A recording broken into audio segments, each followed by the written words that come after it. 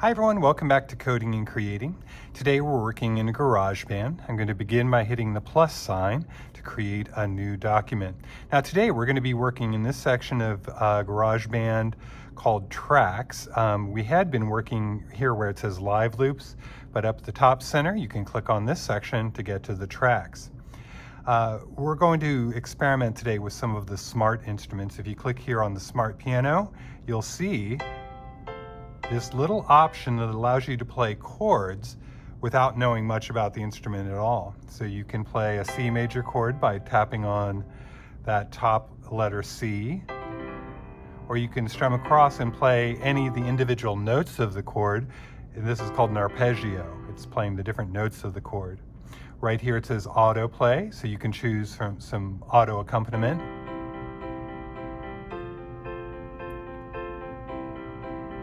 And you can play the different chords. One thing to take note of is that they place these chords and they arrange them in a way that chords that sort of go well together and follow each other are kind of next to each other. So if you go from a C to an F and back to a C if you want, then go to a G and then come back to a C, it sounds really cool. So you can experiment with that. There's different versions of autoplay accompaniments. There's version 3. And so on. You can tap right here and choose different instruments. As you choose different instruments, the auto accompaniment and everything will change based on the instrument. So there's hundreds and hundreds of different combinations and choices that you'll be able to make. Now today we're going to start by playing a song that I think most of you will know, and I'm going to give you a little challenge to see if you can recognize the song before I tell you what it is, just based on the chords of the song. So I'm going to start by putting in the bass line, see who figures out what the song is first. So when we go in here, you can see we can strum the different notes in the C major chord on this instrument. But I'm going to go up here to settings and I'm going to make a change because the notes that I'm going to need, or the chords that I'm going to need, are C, F major, then I'm going to go back to a C major, and then I want a special kind of G major chord which has a 7th note in it. It's a G major 7. I'm going to hit this edit chords, I'm going to tap on that G, and I'm going to, right here, I'm going to put a 7 at the end there, and that's going to make it sound just right for this particular song. Okay, I'm going to use the auto play accompaniment. I'm going to use version 1. Here's what it'll sound like, and I can just sort of anticipate where each one goes. Now in the particular song I'm playing, I want to play 4 counts of C, 4 counts of F, 4 counts of C again, and then 4 counts of G7. All right, so let me see if I can get it on my first try. 1, 2, 3, 4. 1, 2, 3, 4. 1, 2, 3, 4. 1, 2, 3, 4, and stop. All right, so let me play that.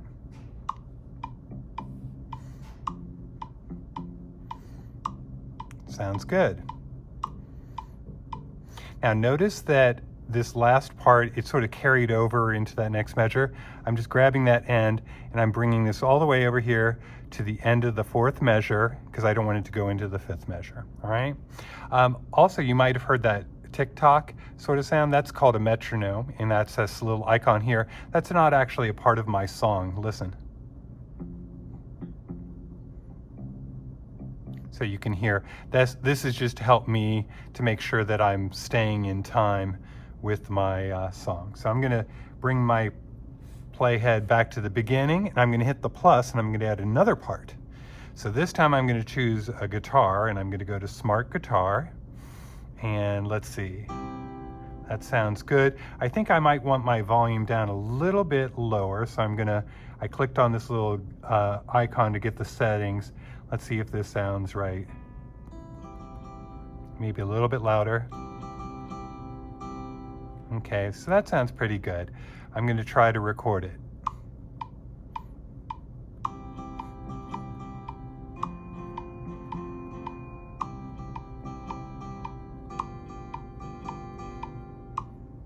Okay, so I'm going to click right here and I'm just going to drag that over because I want it to be exactly 4 measures. Let's see if it sounds good. Pretty good. I want my bass a little bit louder, so I'll turn that up. So that sounds pretty good. Now, I'm going to have my song play longer than 4 measures, so I'm just going to tap on this first sound file for my bass part, and I'm going to say loop, and that will just continue it on forever. And I'm going to double tap on my guitar track, and I'm going to say loop that as well. So now I've got this whole cool... I think I want my guitar a little bit quieter.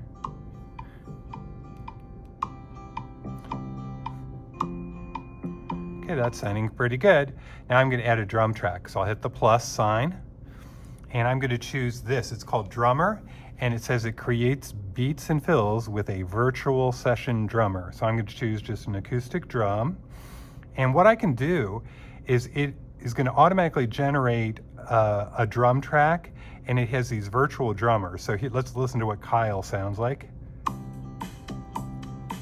Pretty good.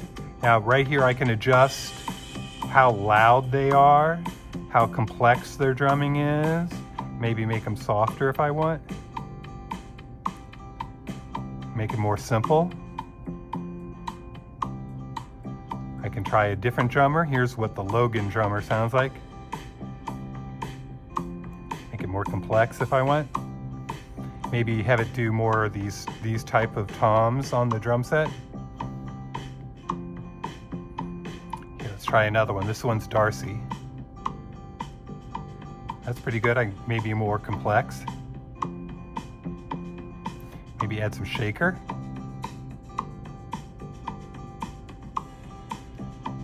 Maybe hand claps. I'm going to turn off the metronome.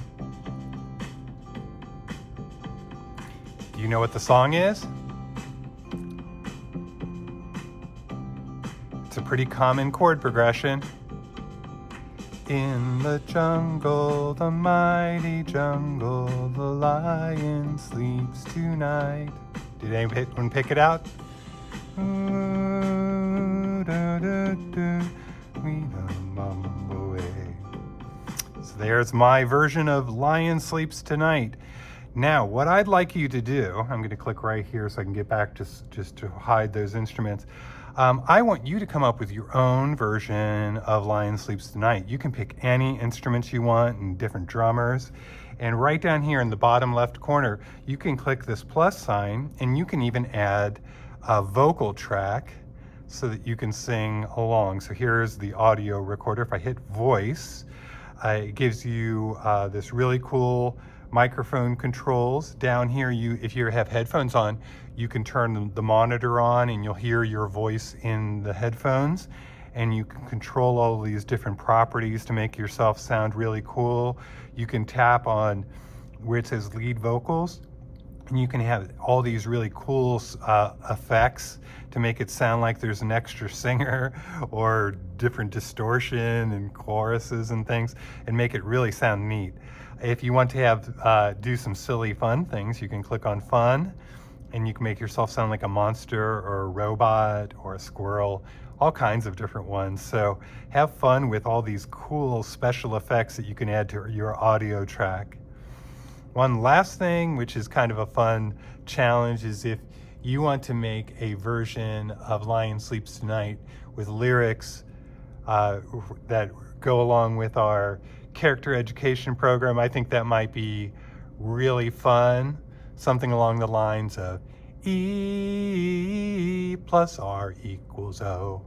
Got the idea? Might be kind of fun to make up your own song. I bet Mr. Messer would love to pick his favorite version of the E plus R equals O song challenge. So give it a try. I cannot wait to hear what you come up with. See you next time.